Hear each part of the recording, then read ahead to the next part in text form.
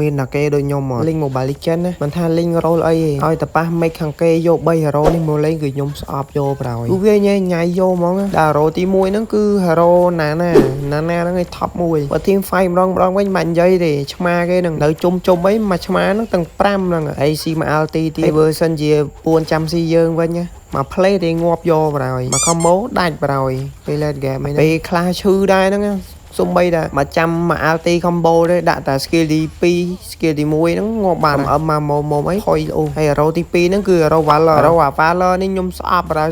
ចង់ស្អប់ជាងណាទៀតពេលយើងលេង hero ឧទាហរណ៍ដូចយើងលេង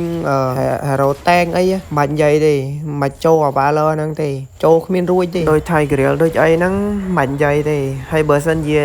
ចាប់ ulti Tigreal ចាប់ ulti មាន ulti ចាំផ្ដាច់ stun យើងទៀតត suppress stun មិនសេរីឲ្យលបងនឹងកើបើសិនជាអ្នកនរគ្នាមានតម្រូវការទិញឬក៏លក់ account Mobile Legends អ្នកទាំងអស់គ្នាកុំភ្លេចឆាតចូលមកកាន់ page របស់ខ្ញុំ hero ទី3ហ្នឹងគឺ hero Vexana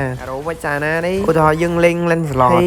យយើងស៊ីងទៅ lock hero Vexana ហ្នឹងទៅដល់ Vexana ហ្នឹងដាក់ skill ទី1យើងសើទៅហើយដាក់ lord ទៀតមក ulti ទៀតអត់ច្រឡំ